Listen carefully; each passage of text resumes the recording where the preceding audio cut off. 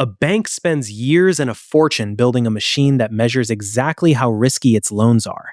The machine works. It proves the bank's loans are so safe that it barely needs a rainy day fund. Then one European rule tells the bank to ignore its own machine and set that fund as if its loans were far riskier than they really are. Nobody thinks the machine is broken. They just refuse to fully trust it. By the end of this, you will know what that rule, the output floor, actually is, why regulators built something that deliberately overrules a bank's own math, and who ends up paying for it. So, first principles. Every bank has to keep a cushion of its own money, called capital, ready to absorb losses. But here is the twist that runs this whole story. The bank does not hold that cushion against the full amount it lends. It holds it against risk. A safe home loan barely moves the needle. A shaky corporate loan counts for far more. Add up every loan, each one weighted by how dangerous it is, and you get a number called risk-weighted assets. The cushion is just a slice of that number. So the lower a bank can push its risk-weighted assets, the smaller its cushion is allowed to be.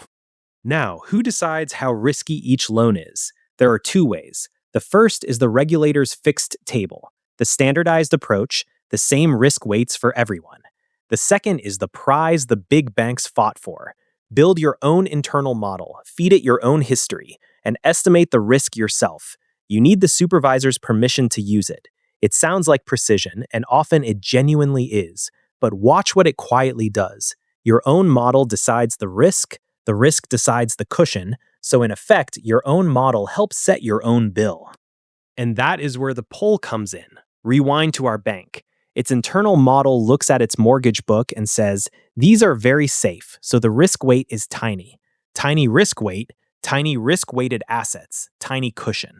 Perfectly legal and maybe perfectly true, but notice the incentive baked in.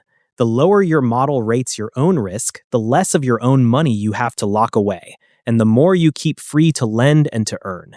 When your own math sets your bill, there is a gentle, permanent pull to make that math flattering.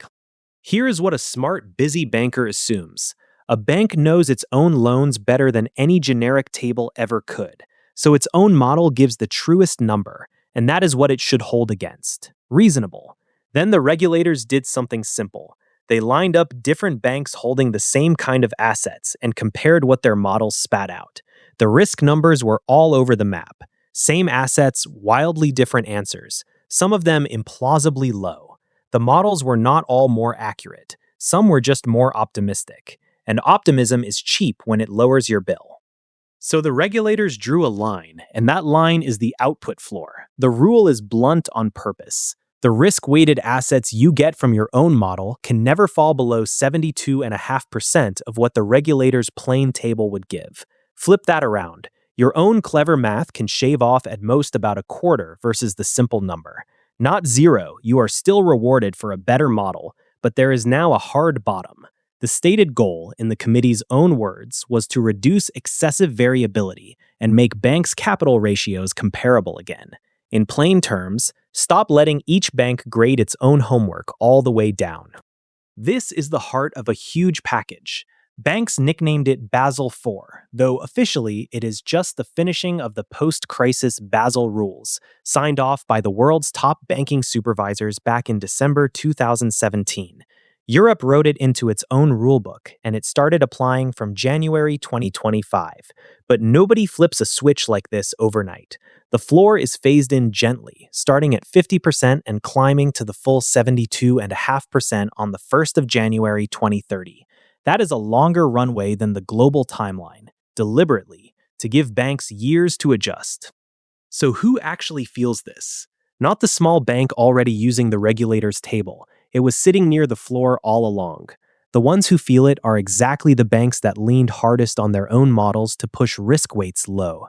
Think big mortgage lenders, whose home loans really are relatively safe, and who had modeled their cushions down to match. For them, the floor lifts risk-weighted assets back up, and the required cushion with it. This is why the output floor is widely seen as the single most contentious part of the whole package. It hands the biggest bill to the banks that were best at making their own risk look small. So if you take nothing else, take these three lines. 1. A bank's cushion is measured against risk-weighted assets, not the raw amount it lends. 2. That risk can be weighed two ways: the regulator's standard table or the bank's own internal model. 3. The output floor caps how far the model can beat the table. It can never drop you below 72.5% of the standard number. Table, model, floor. That is the entire fight in 3 words.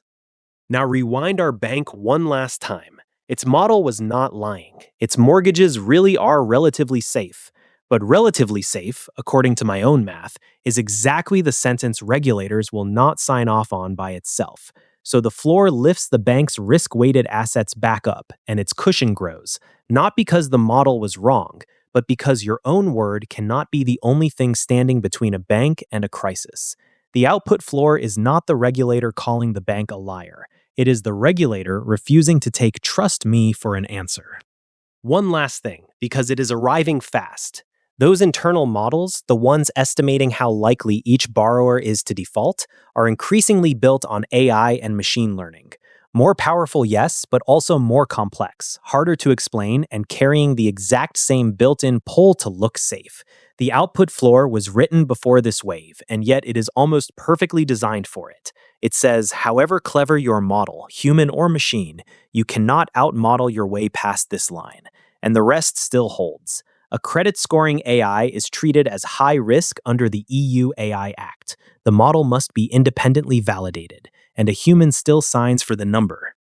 So, what is the output floor? It is the line where regulators stopped letting banks mark their own homework without limit.